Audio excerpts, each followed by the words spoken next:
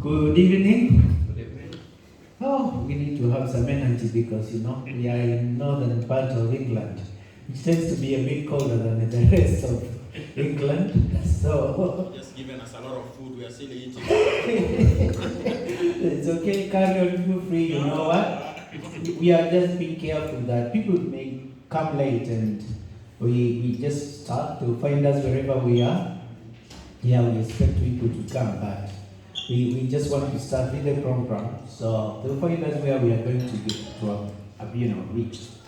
So, but let me just quickly start by introducing this event. The event is media culture and ethics. The purpose of it, we are in the media, some of us, and we have seen that when it comes to culture, ethics, and also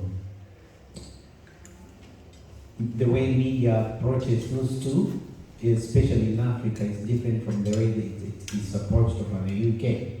And therefore, it's good. We thought it's good to have this conversation, and well, it's kind of, we're all learning together. No one knows it all because the culture is out there, society is out there, media is there as well. And no one can say they know it all. We all learn from each other through the way we interact and we do things. So my name is Julius Panto. Couple of decades ago, I was born in Kenya, but I've lived in denial. I always feel like Gen Z. The spirit is willing, but the flesh sometimes is heavy. But I go to the gym to keep up to the Gen Z spirit of Kenya, So I was born in Kenya, but I spent most of my life in the UK. I'm a journalist by profession.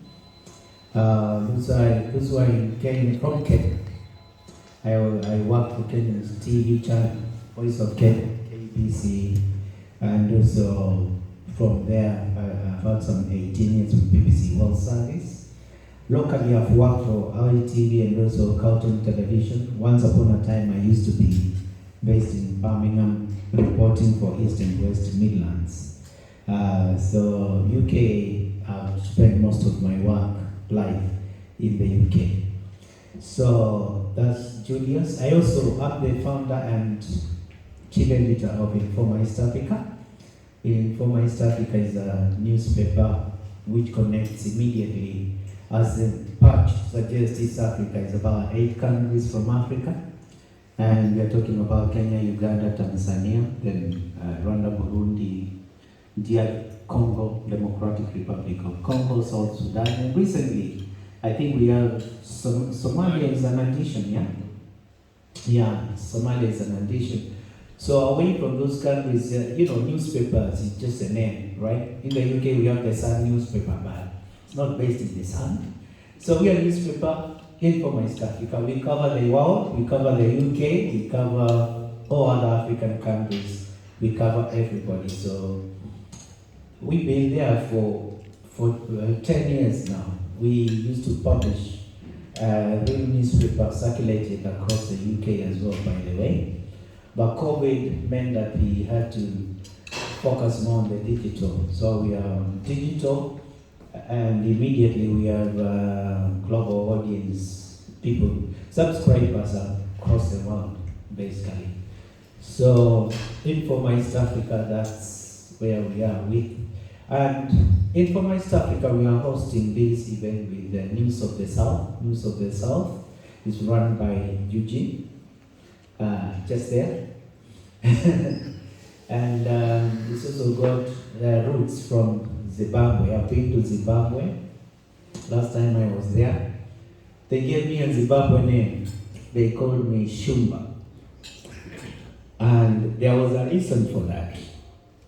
We went to stay in an hotel. They told us that hotel, it's inside the national park, but the reason you go to stay there is because you want to have very close encounter with wildlife. That's why the only reason you go there. And it's true. When you're having breakfast, you see animals drinking water.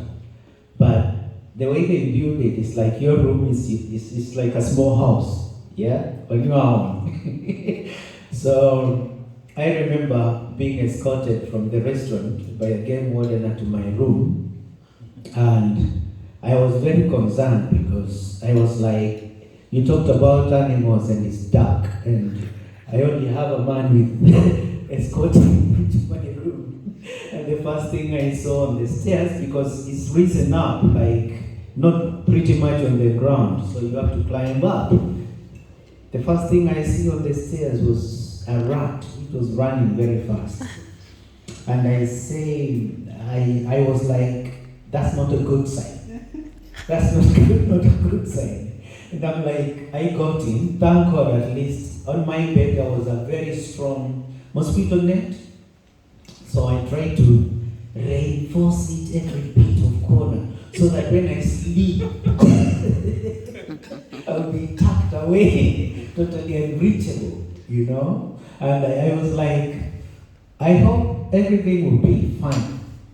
And, you know, I was not sure because I saw a rat running. Anyway, I rang my wife in London and I told her, just in case, just know that I love you, right? And she was like, why are you saying that? I said, just know that. So I slept. The night was good. But the day after, morning was good. We went to the restaurant. Then when lunchtime, I'm coming back, I saw the rat again running. And I was like, anyways, daytime I can see anything, I'm not worried. What happened next was even the most interesting. Because I went, prepared myself, I looked around, I didn't see anything. And you sure? And then I thought, oh, let me pick up this carrier bag with 2 shirts. Imagine 2 shirts. I'm lifting the 2 shirts, I'm like, they kind of feel a bit heavy. They are just shirts, why are they heavy? And when I lifted almost to that level, a black mamba snake flashes to my face, coming with the noise they make from the carrier bag. And at that moment I was speaking Swahili, Shona, Kikuyu, Kamba, all combined, English. And my Swahili was even very terrible that moment. I remember saying, you know, like, saying something that didn't make sense in Swahili. So I threw it away, black mamba snake goes away, and as it was going away, it was amazing because it wasn't in a rush. But I took a picture and I quickly went and I reported to the manager, and the manager decides to give me someone who was to come and deal with the situation. He was a South African, and as he was coming, he saw the snake on the stairs. But the problem is, I didn't see it, but the problem was the language. Remember, it was black mamba snake. And this South African brother is shouting, black member. And I'm like, member of what? I'm not member of ANC. And he keeps on shouting, black member. And I'm walking towards the snake. He's getting frustrated, but I'm not understanding the language. I'm not understanding the language at all. And he's getting pretty close. So he ended up physically pushing me away. And the moment he pushed me away is when I was so near the black mamba snake. I literally ran away from the situation, and from that moment he had to deal with it, and I had to leave that room. So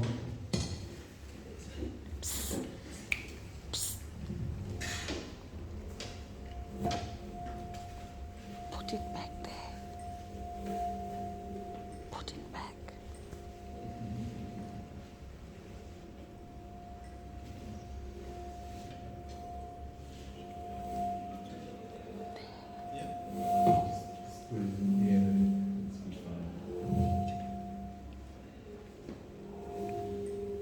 when I shared with my brothers and sisters from the family, they said to me, you must be very brave. You survived that moment. And they gave me the name Shumba.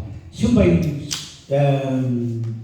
is a Shona. In Shona language, it means Simba. Simba in Swahili. The same meaning, Simba is lion.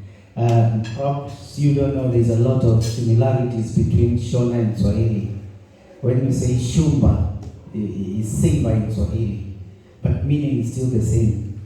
So that was my interesting encounter in Zimbabwe that time. But talking about Zimbabwe, talking about other African countries, where it matters when it comes to coverage of news, how people are represented into the rest of the world, how we represent ourselves locally in Africa.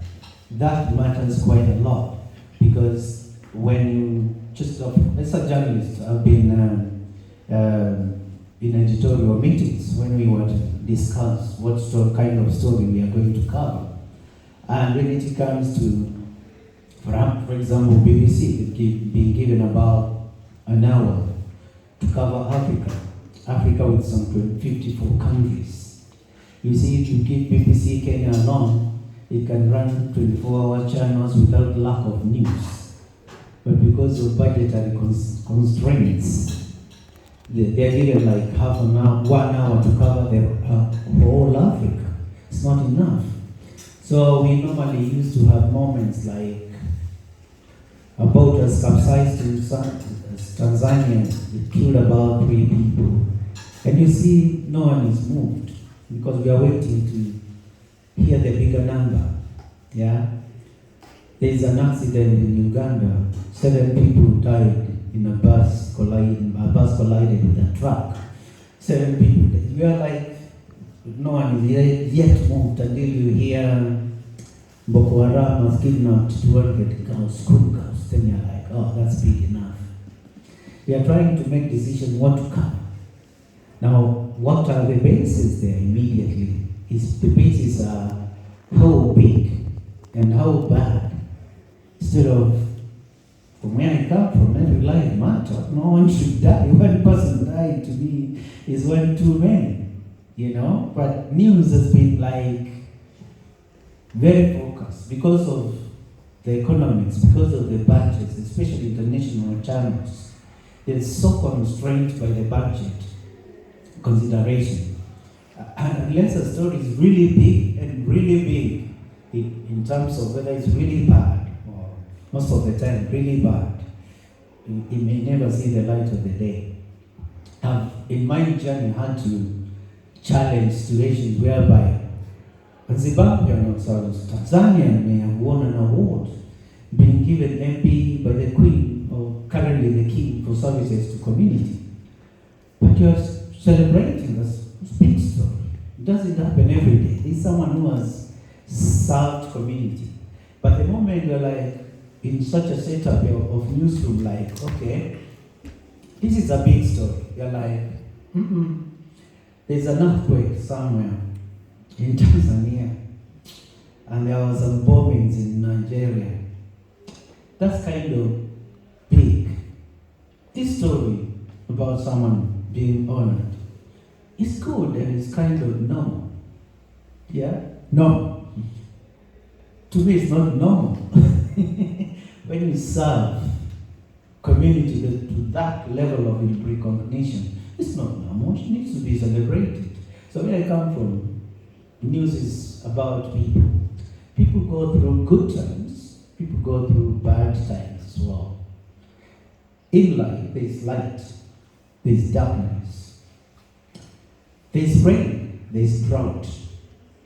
It's never the same all the time. And if life is all about happiness as well as sadness, you cannot just choose one and run away with it. 1992, I remember, a big debate erupted from the BBC itself. There was a presenter who came and argued to the rest of the world. I feel like when I'm presenting news, I'm a prophet of doom. I'll start with earthquakes in Africa. I'll keep going, some people starving in the UK. I'll go to war in Iraq. A bit more bombing by Boko Haram. Yeah, East Africa, Al-Shabaab are still active. And before you settle, the world is ending today or what? Nothing good. And that was his life. Every time he had to preserve 9. Let's bring it back home, close home, Africa. Even go to Kenya. Citizen news. Protest, maandamano. After that, some Gen Zs have been shot. After that, we have a president talking about shoot them on the leg. Yeah? And it keeps going on with a mixture of some accidents here and there. So what kind of world is that? You see, where he come from, there's a farmer with a very big farm. He did a very good job. His harvest is feeding the nation. That story never gets told. There was a young man walking on the street. A lady was about to be hit by a car. That young man intervened and saved the life of that lady. That story never gets told. So what we are saying, we need balance. Balance in our society, in our social media as well. Social media is even worse. I used to watch Facebook during attacks in Africa. It scares you because I lived here. Yeah, when I came here, we used to be bombed almost on a weekly basis by Irish Republican Army. And it was so serious that, especially London, it wouldn't take long before we'd be hit. But IRA bombers are a bit more decent because they were not interested in killing people. They would place the bomb and they would call the police and tell the police where the bomb is and tell them to evacuate people. Now, the interest was not to kill people. Their fight was between themselves and the government of Britain. So, if I remember well, that time, we lived in a very scary place, but still, you feel like, okay, I'm not the target. It gives you consolation, but you never know when you're going to get caught up in all this mix-up. But when you go to Africa, for example, now, or even today in the rest of the world, terrorists of today are mannerless. They're coming for me and they don't know my name. Their politics, I don't buy them. Can I do something to change their situation? No. I'm just an ordinary block on the street. Why are you hitting me? What have I done to you?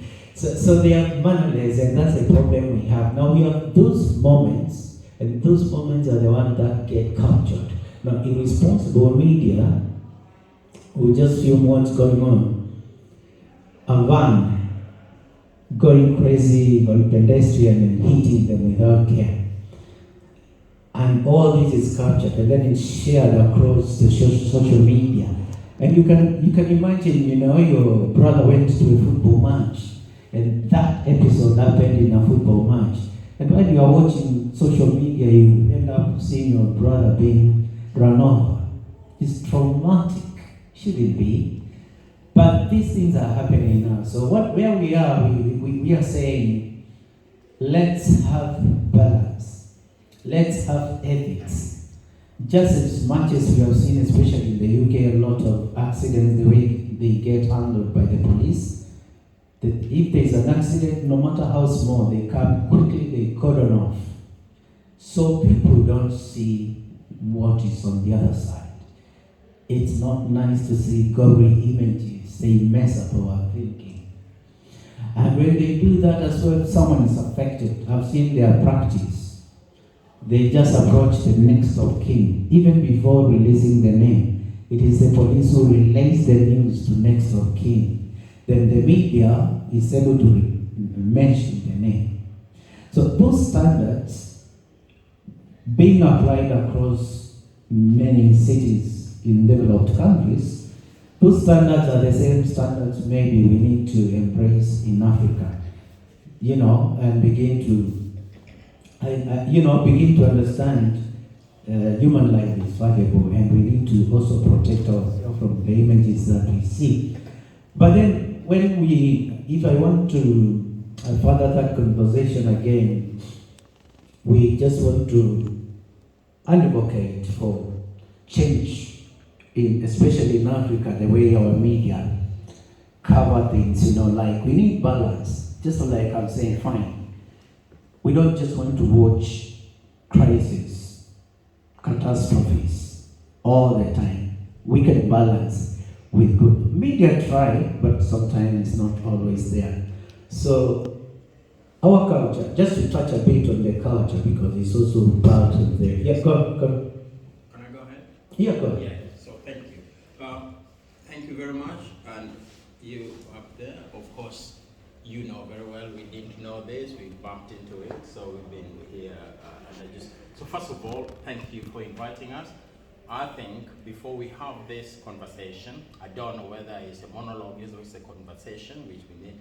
Perhaps we know you are people up there, we don't know who, are they part of the media fraternity?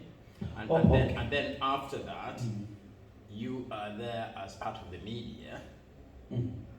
I will ask you as an audience that as part of the media and we are bringing this up, what are you guys doing as part of the media to challenge it? Because it's right, you're right. Every single time you sit watching the BBC, the time they talk about Kenya or Uganda or wherever, or they want to bring Stacey Doody, Stacey, the lady who, they bring a Ugandan lady with all the house flies coming out the mouth. So you can see what they're doing. So of course, we can talk, but where I sit, you have more powers in the media than me sitting here. So my challenge again will be that this conversation which we are having here, where are you guys as part of the media having those conversations? Because you can tell me here, I go to my house, I sit down and watch BBC, nothing is going to change. What are you guys who are part of the media who can talk to these editors, people who influence what is being shown? What are you guys doing? And I think that should be the conversation. Yeah, thank you for that. Perhaps I forgot to tell you that we are going to talk in tongues. Okay, and then we'll come to inform everyone. Yeah, simply because we will be going. We have other... it's okay. Whenever you catch up with it, it will be like long. So I was almost finishing to hand over to my colleagues. They're also in different fields as well, and they will introduce themselves as well before talking. That was the structure. Yeah, so no problem. Yeah, so good question. I just want to pick up on the last point, like what is it we are doing? Personally, I've done a lot. Okay, so for example, finding for East African newspaper, it was moved by that. Once upon a time, I was in a newsroom in our mainstream channels and all that, and I felt that if we go with the negative stories, for example, I imagined myself being a student from London School of Economics, studying law, and I was like imagining myself watching news, and all I would see, Boko Haram have killed, Al Shabaab is killing, accidents in Africa, drought. In London, Nigel Farage wants to say it's going to end indefinite leave to remain. And I'm thinking, such a student, do they have hope? Does the news make them have hope? What makes them, what does news do to them? What else, if I was to report a story about a successful lawyer who started from scratch, came to London, founded a law firm, and he flourished, that story resonates with that student. So from where I stand, news is not gloom and doom. It can be also points of inspiration, whereby when you watch what you watch, it challenges you to even be a better person. That's where I come from. So I founded the Informal East African newspaper to fill up that gap. And since we founded, we've mentored students. Some of them have become filmmakers, winning awards in Africa. We've mentored also writers for the future. So we are doing, from my end, don't know about rest of media.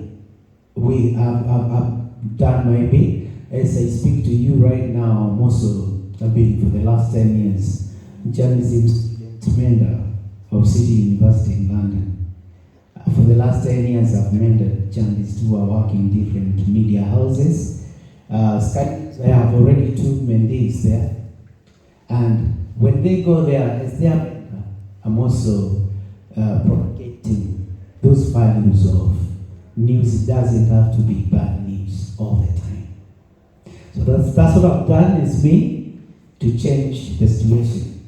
And I'm just going to hand over to the next speaker, and then we're going to introduce themselves. Thank you.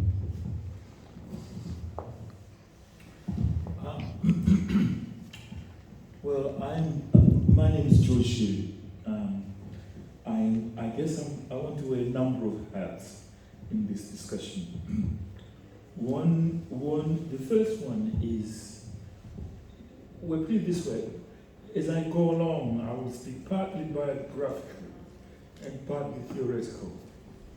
Partly because I want to respond to that question, which has to do with how do you make use of, I read it as, how do you make use of the space one occupies in the light of what we see? So that at least we can have a dialogue, a conversation, that not sort of to give you already prescribed thoughts, which I have many, but try and put them in a context in which we can ask the question of what is to be done. Okay. For more than 20 years, okay, there has been or was an argument, I put it that way, between Zimbabwe and Britain, or as the West. I found myself over the period of time singularly, and I'm not trying to claim fame, being perhaps the lone voice that appeared on all the prime media outlets, from television, radio, newspapers, and so on, particularly about the land question in Zimbabwe or the relationship between Zimbabwe and the West. What provoked me was the Zimbabwe that I saw being described was not the Zimbabwe I knew or know. It was a different picture. I wasn't taking a political position, although a lot of people saw it that way. I was simply disturbed by image Zimbabwe. So what did I choose to do? The first thing I tried to do was to say something in what I would call, not in a very academic way, Zimbabwe, the politics of representation. Now the question representation is a key one, because that word representation is sort of double-edged. It's a double meaning. Who's in it and who's speaking? And I put the brackets on the re, so I can say Zimbabwe representation. And the moment I looked at that question, a whole range of issues emerged. And at the sight of that, I had been myself teaching in a whole range of higher education institutions. Now I'm in my mid-70s, so I can say, looking back, number of higher education institutions, one of the subjects that I taught was media and culture studies. So I arrived at that argument with some idea of the field that calls itself media work, okay?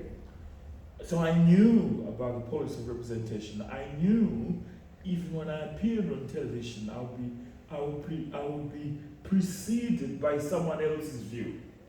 And sometimes I would have to correct that view or not answer the question altogether. And if I didn't know, I have no idea what I would have done. So I drew on my resources and tried to occupy and answer the question, because that was the position I was in.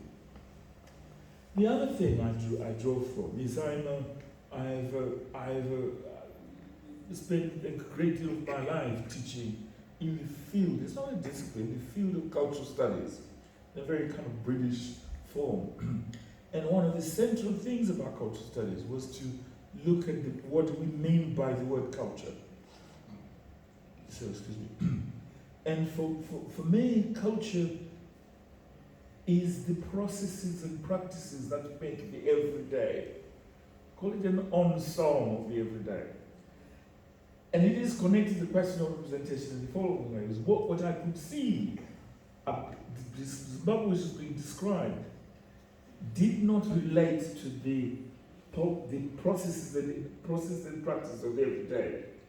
And it suddenly occurred to me, it wasn't Zimbabwe alone which was facing that question of what we call the process and practice of every day. They're not just in the political terrain, by the way, they're also to do with the way we live our lives. Right? How our families are organized, who we're friends with, which organizations or churches we go to, how it affects the everyday things like births, marriages, deaths, and so on. Connected between the field of culture and the policy of representation. I remember being interviewed for an ABC news outlet, and one of the reporters, journalists in Zimbabwe, had gone to the markets and sort of filmed a segment of people eating mbeva. It's not, people think it's rats or mice, it isn't. I mean, sometimes the English language is incapable of describing certain things. So I would refuse to call them in another way. I remain called mbeva, yes? And every you find it in the market. You might find Weezer. They're not locusts, they're called Weezer. People in the market selling them. And it's part and parcel of the local cuisine. Everyone eats it. There's Mandora. You think they're insects. We don't. They're sort of like, they grow out, they're like vegetarian kind of insect, if you like, that we call it Mandora. Right, but you find it everywhere. In this ABC program, it says, look, Zimbabweans have devoted to eat these wild, weird things. It's because they're starving. Right? Now, there are two things. One thing is to say, suddenly, our whole way of life was being presented as primitive and a substitution for hunger. Whereas this is like every, every Zimbabwean you meet, they'll say, oh, I want to have a bit of this. It's the local food they eat. Now, in that moment, because I understood the everyday, and I understood how media works, I was able to respond and say, this is a misrepresentation of Zimbabwe, and say XYZ, right? That is an example of using the space I have and the knowledge one has in order to dismiss it. Now, I hear what people say about whether a number of Zimbabweans working or a number of Africans working. You can have as many black people in one room, it will still be as white as hell. What do I mean? Okay? There is a difference between what is called whiteness and white people. Okay? Think of or blackness for that matter, and black people. Okay? You think about the ideas that people think with in order to make sense of meaning. And in order to make sense of meaning, you have to have some idea of how the processes and practices of the everyday are occurred. If someone dies, okay, one cannot bury whoever that is without the knowledge of the family of which that person was born. Every African person I meet will tell you that, right? It doesn't mean people don't die also in the absence of our family. It means the process of burying someone is not something that happens in one day. It's a process. There's a whole range of things that signify the purpose of which involve the families concerned. Be they the wife, be they the husband, be they the children, be they the cousins, and so on, in order to fulfill that. Now, most of us might say, well, we've traveled away from Nairobi or Harare, we're now in New York and London. And I say, yes, but you take it with you. In the same way, I say, I carry Zimbabwe with me the whole time. Okay? I don't have to be in Harare. I'm in Harare every night in my head. Right? And that has come from the everyday. So we have to begin by revisiting what we understand our everyday to be made out of, and whether that representation is what is depicted. And that's why it comes back to representation. How is it depicted out there? In the middle of that, you will encounter the question of media ethics. And now we're concerned about ethics at the moment, because at some point we've seen things which we think ethically are not quite the same. Be they be the reportage of a death, or the birth of a children, or what we assumed to be living our lives. I don't mean there are not things that are happening in our communities in which we cannot ask questions.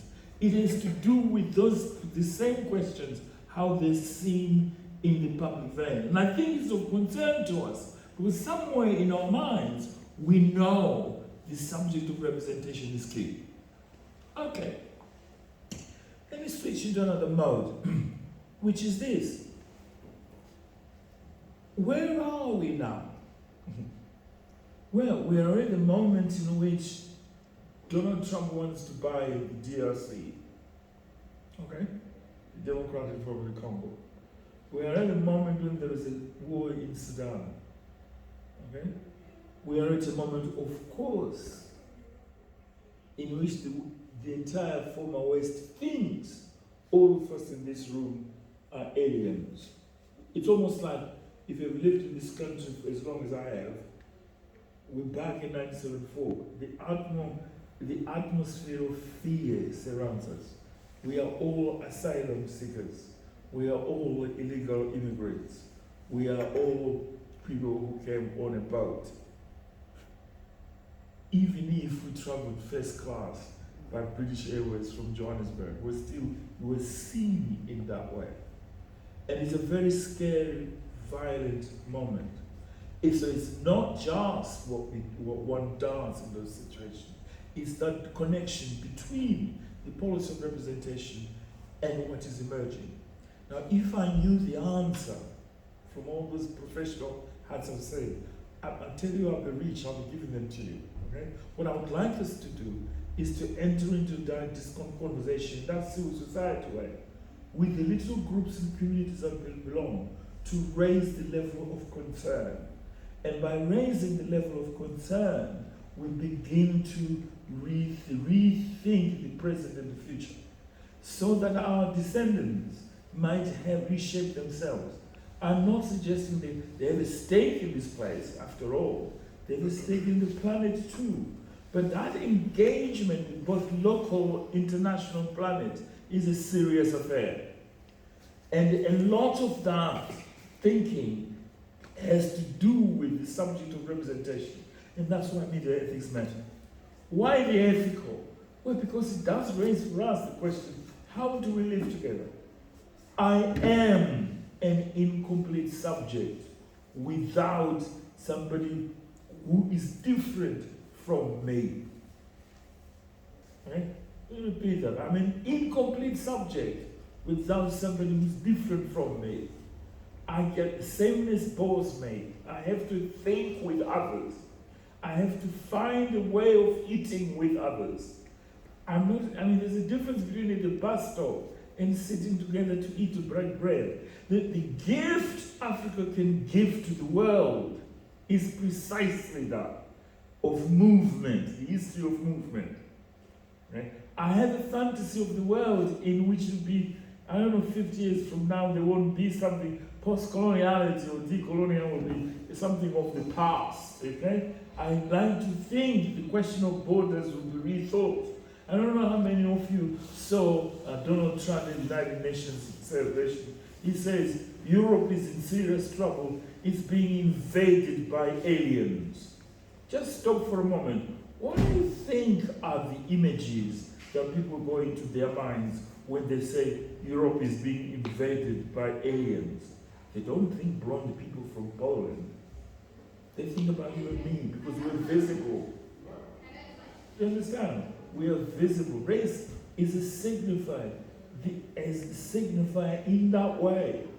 So that echo in Donald Trump ought to signal something to us all.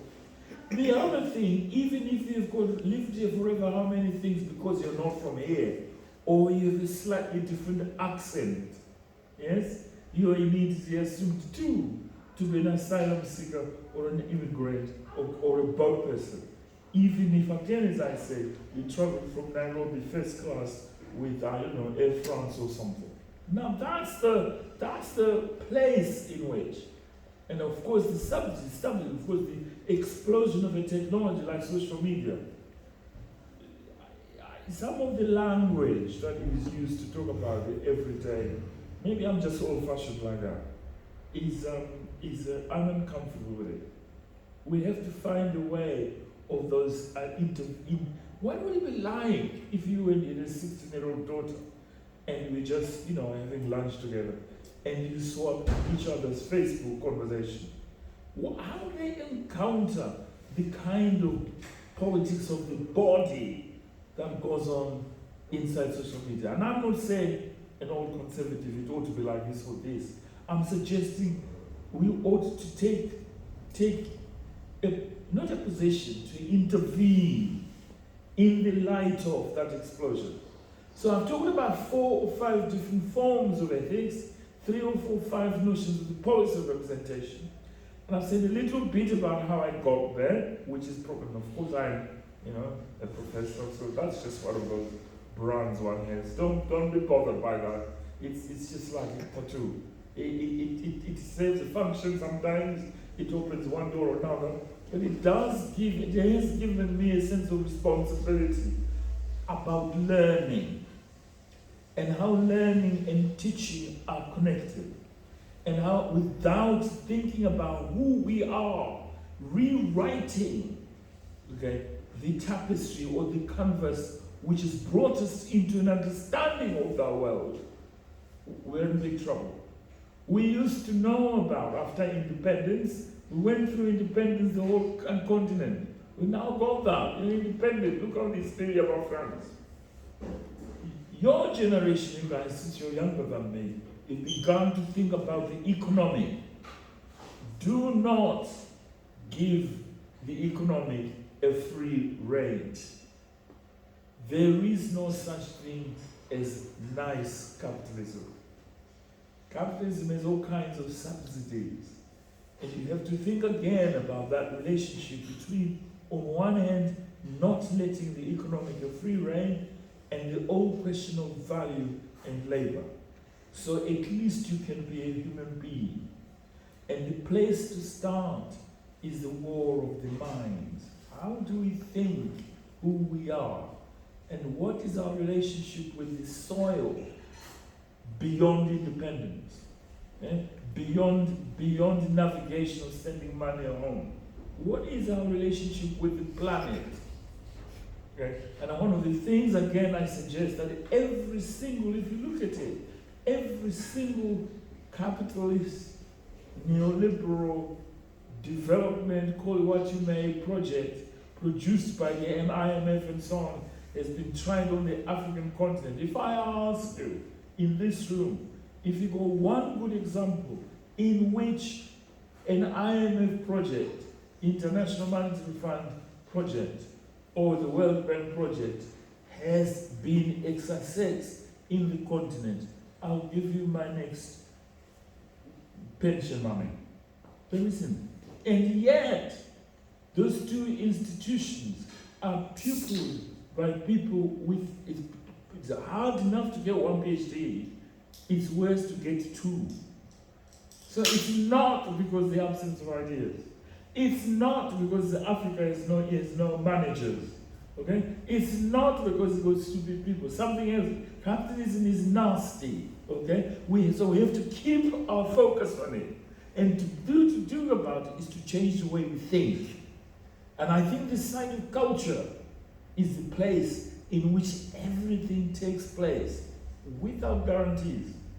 We cannot begin to understand who we are without paying attention to where I began, which is the practices and processes of the everyday in their popular settings, because that's where things are going on. And if that site is becoming a site of unethical stuff,